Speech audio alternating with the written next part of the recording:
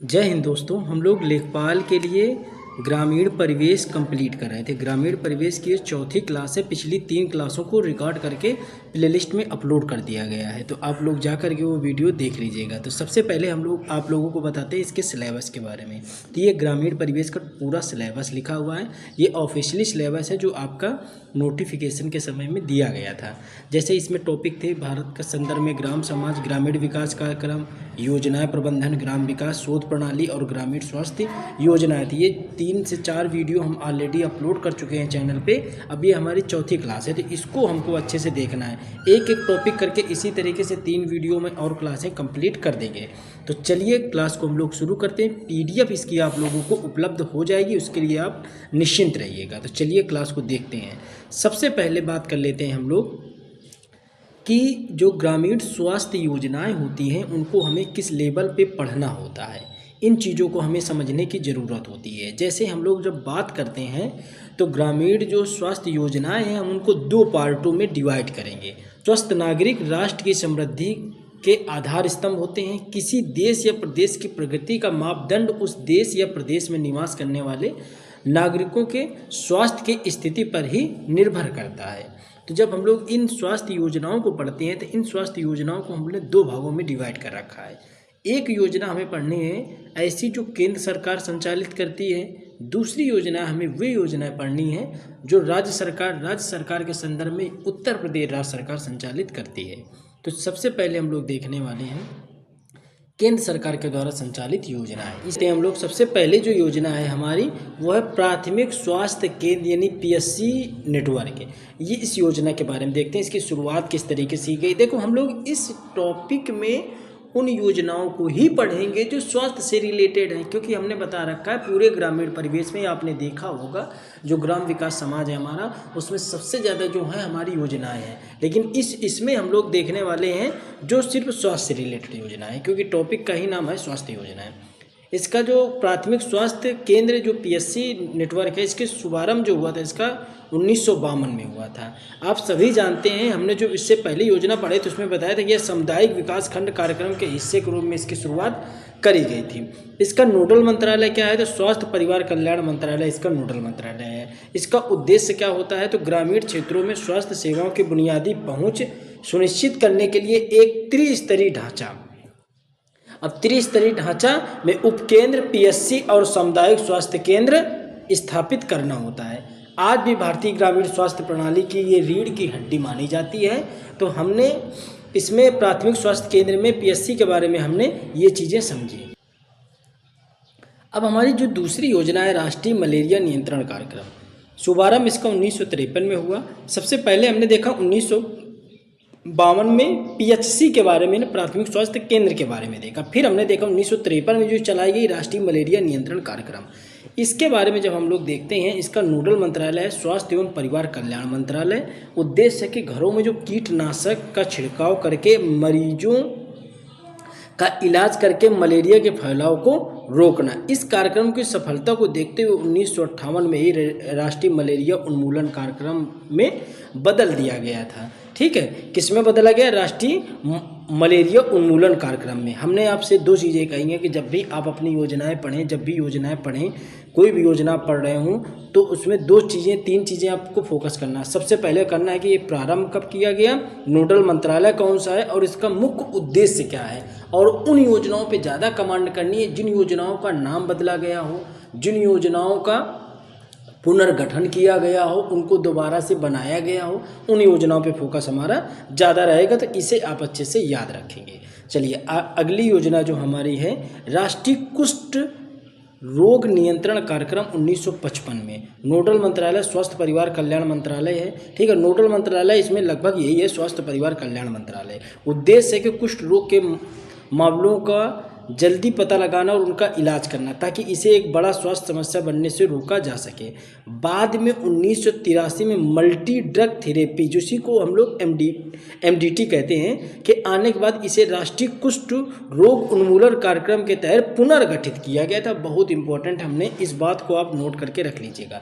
राष्ट्रीय चेचक उन्मूलन कार्यक्रम 1962 में इसकी शुरुआत की गई। नोडल मंत्रालय इसका स्वास्थ्य एवं परिवार कल्याण मंत्रालय है। उद्देश्य इसका होता है कि बड़े पैमाने में टीकाकरण अभियान चला करके चेचक की, उसी को शीतला कहते हैं, चेचक की बीमारी को भारत से पूरी तरीके से खत्म करना है। यह दुनिया के सबसे सफल सार्वजनिक स्वास्थ्य कार्यक्रमों से एक माना जाता है।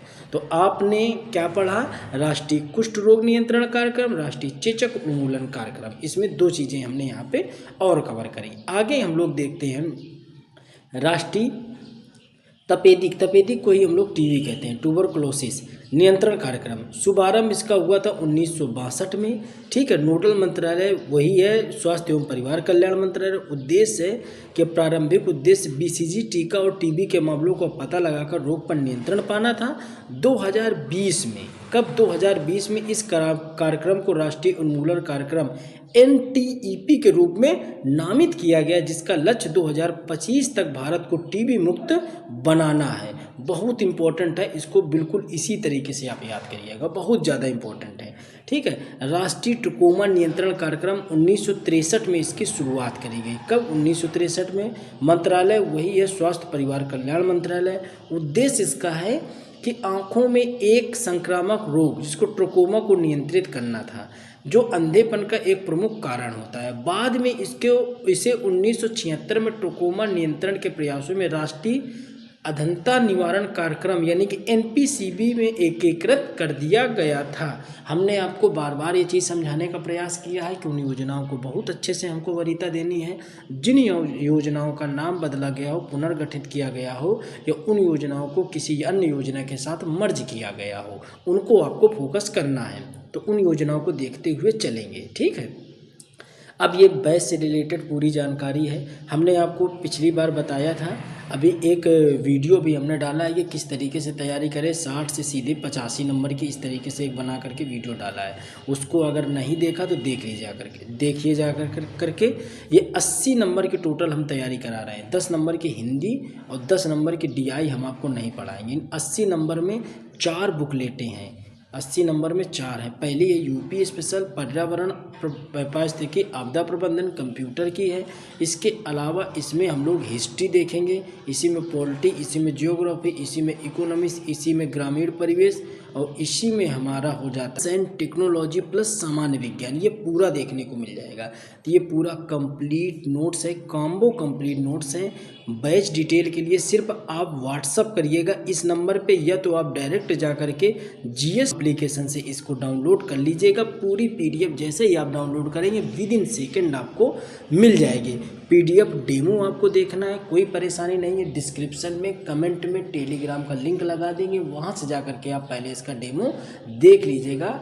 एक बात और अच्छे से आप समझ लो कि कोई भी क्लास लेखपाल की एप्लीकेशन पे नहीं है, एप्लीकेशन पे सिर्फ और सिर्फ वीडियो का PDF दिया गया है। और वीडियो कहाँ चलती हैं? तो वीडियो चलती हैं यूट्यूब पे। एप्लीकेशन पे कोई भी क्लास नहीं कराई गई है, इस बात को आप समझ लो। अगर आप एप्लीकेशन पे जाओगे तो सिर्फ आपको ये PDF देखने को मिलेंगी। ये कंप्लीट होके चारों PDF लग गई हैं। आप अच्छे से इन चीज़ों को कवर कर लीजिएगा, पढ़ लीजिएगा। चलिए अब देख लेते हैं हम लोग अपनी अगली योजनाएं। आप इनका स्क्रीनशॉट जरूर ले लीजिएगा, ठीक है। स्क्रीनशॉट जरूर इनका ले लीजिएगा, ताकि आप अगर नोट्स बना रहे हो तो इनको नोट कर लो। एकीकृत बाल विकास सेवा योजना, जिसको ICDS कहा जाता है, शुभारंभ 2 अक्टूबर 75 को हुआ। नोडल मंत्रालय, इसका नोडल मंत्रालय बदला है, महिला एवं बाल विकास मंत्रालय है, ठीक है। महिला एवं बाल विकास, जहाँ से बाल विकास से रिलेटेड चीज़ें होंगी वो महिला एवं बाल विकास मंत्रालय ही होगा वहाँ पे, ठीक है। उद्देश्य इसका क्या है? चलिए तो अगली योजना हम लोग देखते हैं, अगला कार्यक्रम देखते हैं। एकीकृत बाल विकास सेवा, यानी इसी को ICDS कहा गया था। 2 अक्टूबर 1975 का इसको शुभारंभ किया गया। इसका जो नोडल मंत्रालय है वो है महिला एवं बाल विकास मंत्रालय। उद्देश्य इसका ये है कि 0 से 6 वर्ष के बच्चों, गर्भवती महिलाओं और स्तनपान कराने वाली माताओं के स्वास्थ्य, पोषण और प्रारंभिक शिक्षा की ज़रूरतों को एक साथ पूरा करना, या आंगनवाड़ी केंद्रों के माध्यम से चलाया जाने वाला कार्यक्रम है। चलिए तो अगला कार्यक्रम है राष्ट्रीय पोलियो नियंत्रण कार्यक्रम। इसकी जो शुरुआत करी गई वो कब करी गई?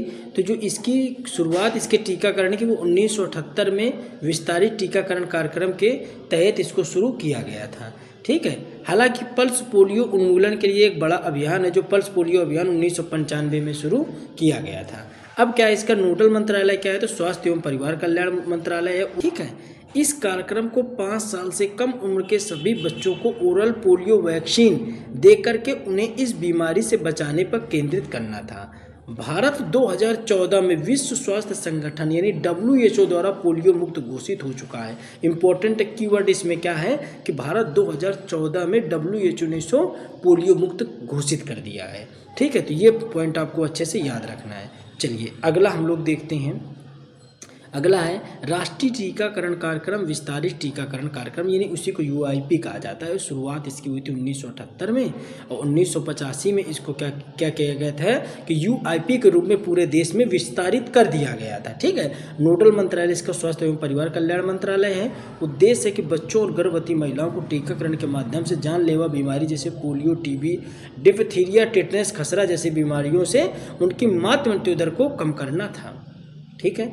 अगला है राष्ट्रीय मानसिक स्वास्थ्य कार्यक्रम, जो 1982 में जिसकी शुरुआत की गई।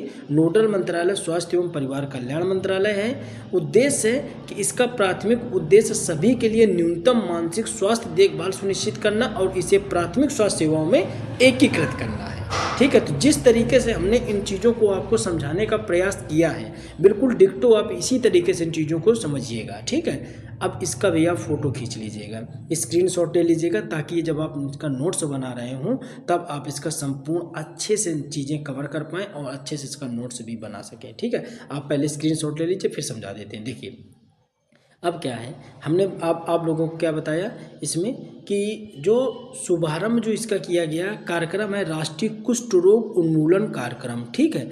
शुभारंभ इसका किया गया 1955 में, ठीक है। मल्टी ड्रग थेरेपी के आगमन के साथ ही 1983 में इसे राष्ट्रीय कुष्ठ रोग उन्मूलन कार्यक्रम के रूप में बदल दिया गया। बहुत इंपॉर्टेंट है, ये बात याद रखिएगा। जिनको किसी में मर्ज किया गया हो, नाम परिवर्तित किया गया हो, पुनर्गठित किया गया हो, या उस बीमारी से देश हमारा पूरे तरीके से मुक्त हो चुका हो, उन बीमारियों पे हमको पकड़ बना के, उन कार्यक्रम पे पकड़ बना करके, उन सरकारी योजनाओं पॉलिसीज़ पे पकड़ बना के रखना है। ये बात आप अच्छे से समझ लो। नोडल मंत्रालय इसका स्वास्थ्य एवं परिवार कल्याण मंत्रालय है। उद्देश्य है कि कार्यक्रम का कि कुष्ठ रोग के मामलों का शीघ्र पता लगाना और मुक्त मल्टी ड्रग थेरेपी है जो उसको प्रदान करके पूर्ण रूप से उपचार सुनिश्चित करना। भारत दिसंबर 2005 में राष्ट्रीय स्तर पे कुष्ठ रोग उन्मूलन यानी प्रति 10,000 संख्या पे 1 से कम मामले का लक्ष्य हासिल कर लिया है। यानी कि अगर 10,000 लोगों को खड़ा किया जाता है तो उसमें एक ही ऐसा व्यक्ति है जिसको संभावनाएं है कि इसको कुष्ठ रोग है, एक व्यक्ति निकल के आ पाता है। यानी कि भारत ने इसमें अच्छी खासी अपनी जो है योजना को इम्प्लीमेंट करके सुधार कर लिया है।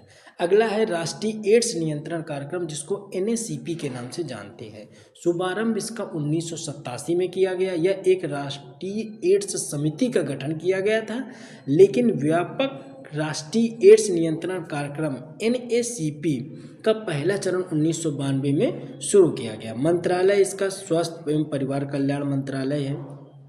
राष्ट्रीय एड्स नियंत्रण संगठन जो है NACO इस कार्यक्रम का क्रियान्वयन करने के लिए नोडल एजेंसी भी स्थापित करी गई है। तो आपको इसमें क्या याद रखना है कि इस कार्यक्रम की जो नोडल एजेंसी है एड्स नियंत्रण कार्यक्रम की, वो कौन है, तो आप तुरंत आपको बताना है कि इसके लिए नोडल एजेंसी है वो राष्ट्रीय एड्स नियंत्रण संगठन है। अगर इसका मंत्रालय कौन है तो स्वास्थ्य एवं परिवार कल्याण मंत्रालय है, ठीक है। उद्देश्य यही है कि इस कार्यक्रम का मुख्य उद्देश्य भारत में HIV एड्स के प्रसार को रोकना और नियंत्रित करना है। देखो कार्यक्रम को देख के हमें आइडिया लग जाता है, भले ही हम उसको अपने शब्दों में न बता पाएँ कि इसका मुख्य उद्देश्य क्या है, ऑब्जेक्टिव्स इसका क्या है, लेकिन हम ये समझ जाते हैं कि जैसे नाम आया राष्ट्रीय कुष्ठ रोग उन्मूलन कार्यक्रम, समझ गए कि कुष्ठ रोग को दूर करने से रिलेटेड कोई भी कार्यक्रम होगा, ठीक है। अब जैसे राष्ट्रीय एड्स नियंत्रण कार्यक्रम, हम जान गए कि एड्स को नियंत्रित करने के लिए, उसको कंट्रोल करने के लिए, उसको समाप्त करने के लिए कार्यक्रम है। बस हमको याद करना जो होता है मुख्य रूप से चालू कब किया गया, नाम क्या इसका बदला गया, क्या इसका कोई अलग से कोई मंत्रालय है, क्या नोडल एजेंसी है, ये बस इस तरीके से आपको याद करना है। चलिए अगला देख लेते हैं पल्स पोलियो कार्यक्रम। हम लोग बात करते हैं हैं पल्स पोलियो कार्यक्रम की, तो शुभारंभ इसका देख लेते हैं। 1955 में हुई थी। दिल्ली में इसकी पहली बड़े पैमाने की शुरुआत 2 अक्टूबर 1994 में हुई थी, जिसके बाद में राष्ट्रीय स्तर पर इसको अपना लिया गया था। मुख्यालय उसका वही है, स्वास्थ्य परिवार कल्याण मंत्रालय। उद्देश्य इसका है कि 5 वर्ष से कम, अब पल्स पोलियो में आप जानते हो 5 वर्ष से कम आयु के सभी बच्चों को ओरल वैक्सीन की खुराक देकर पोलियो को पूरी तरीके से खत्म करना है। इसका लक्ष्य है, इसका लक्ष्य टीकाकरण कवरेज से 100% तक पहुंचाना है, ताकि देश के हर बच्चों को पोलियो मुक्त किया जा सके। टीबी मुक्त कब किया गया, ये ऊपर आपने देखा। पोलियो मुक्त कब किया जाएगा, ठीक है, ये सारा आपको फैक्ट याद रखना है। प्रजनन एवं बाल विकास कार्यक्रम, जिसको कहते हैं RCH, शुभारंभ 1997 में किया गया। नोडल मंत्रालय इसका स्वास्थ्य एवं परिवार कल्याण मंत्रालय है। उद्देश्य है कि CSSM कार्यक्रम परिवार एवं परिवार कल्याण कार्यक्रम को मिलाकर एक अधिक व्यापक कार्यक्रम बनाना है, जिसका लक्ष्य है कि प्रजनन एवं बाल स्वास्थ्य ही नहीं, बल्कि यौन संचारित रोगों जैसे STDs सहित प्रजनन पथ के संक्रमण की रोकथाम और प्रबंधन को शामिल करना है।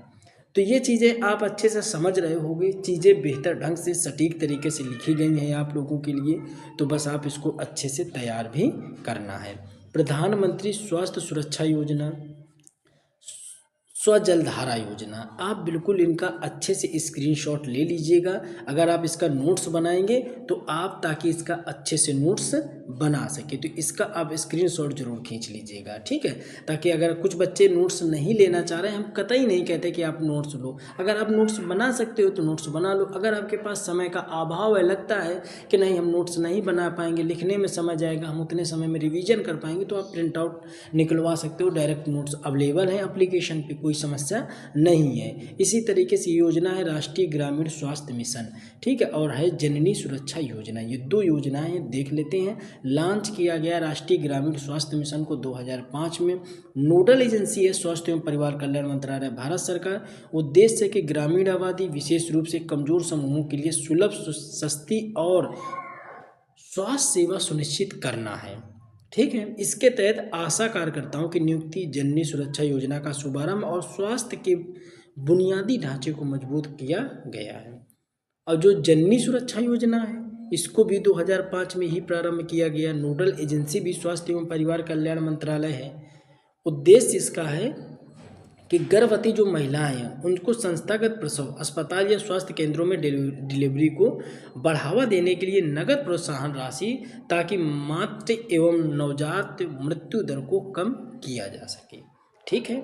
अगला हम लोग देखते हैं जननी शिशु सुरक्षा कार्यक्रम और राष्ट्रीय स्वास्थ्य मिशन कार्यक्रम। इन दोनों का भी आप स्क्रीनशॉट एक साथ ले लीजिए कि आप अगर इनका नोट्स बनाना चाहें तो आप इनका नोट्स बना सकते हैं। स्क्रीनशॉट आप इसका ले लीजिए। इंद्रधनुष बहुत इंपॉर्टेंट है, इसको अच्छे से आपको पढ़ना है।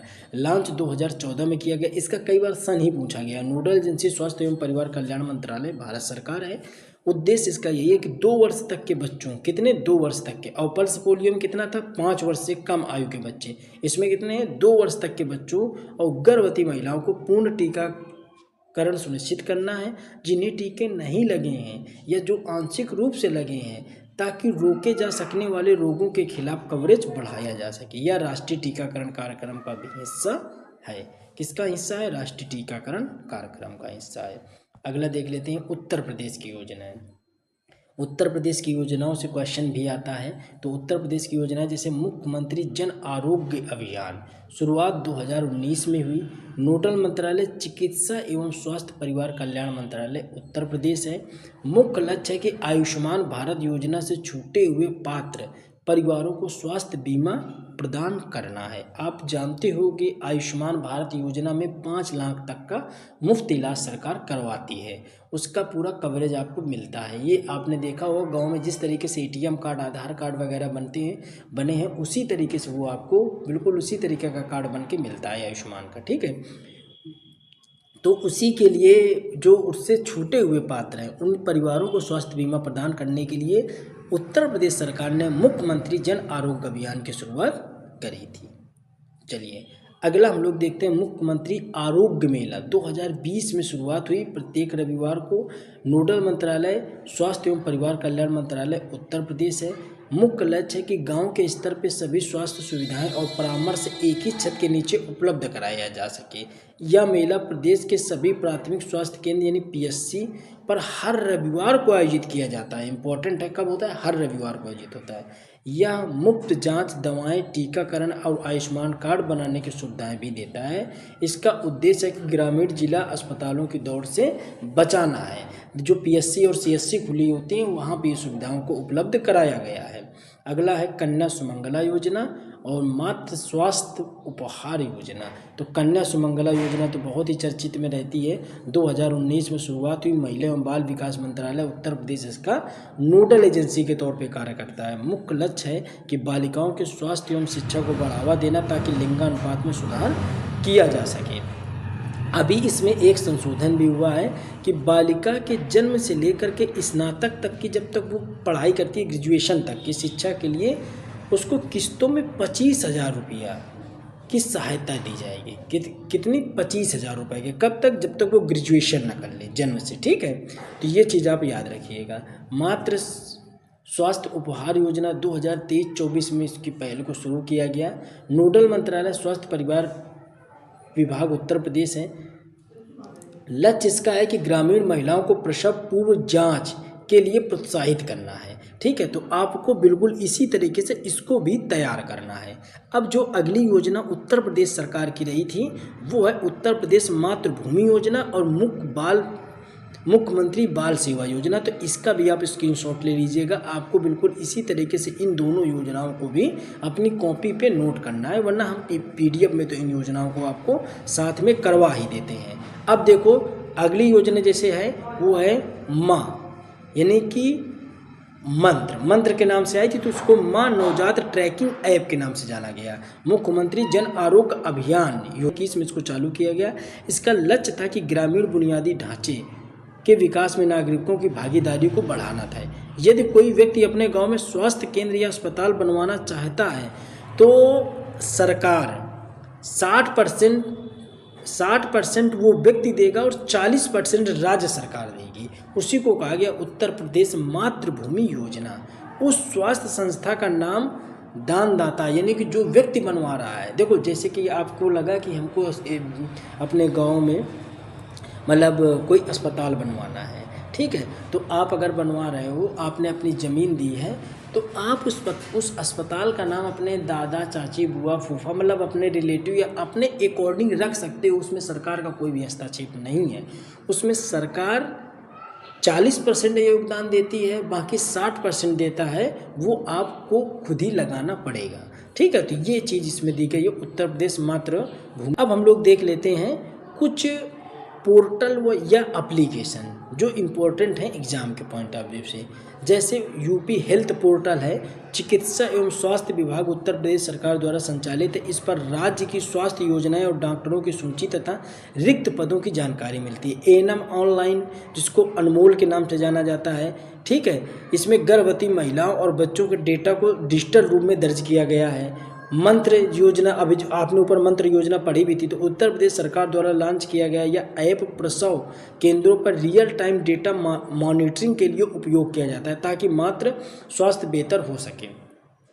अब देखो जो यूपी क्लस्टर के बारे में, उत्तर प्रदेश में ने टेलीमेडिसिन में देश में अग्रिम स्थान प्राप्त किया है। इसके लिए विशेष राज्य स्तरीय डैशबोर्ड भी संचालित किया है। उसी का नाम रखा है ई संजीवनी। क्या नाम रखा है? ई संजीवनी। ठीक है, अब देखो आभा के बारे में। आभा यह 14 अंकों का एक यूनिक नंबर होता है। इसका फ़ायदा यह है कि आपको अपने साथ पुराने पर्चे या रिपोर्ट लाने की ज़रूरत नहीं है। डॉक्टर आपके नंबर से आपकी मेडिकल हिस्ट्री को देख लेता है। कितनी बेहतर व्यवस्था की गई। जैसे आपको आधार कार्ड नंबर पे अगर आपके अगर डिटेल देखनी हो, आधार कार्ड नंबर जैसे ही डाला जाता है, आपका नाम, गांव, पिता, मम्मी, ठीक है, सारा सब कुछ निकल के आ जाता है। बिल्कुल उसी तरीके से ये चलाया गया आभा। तो ये 14 अंकों का एक यूनिक नंबर है, ठीक है, जिसमें आपकी पूरी मेडिकल हिस्ट्री लिखी होती है। अब देखो अन्य में ई संजीवनी के बारे में हमने पढ़ ही लिया, ठीक है।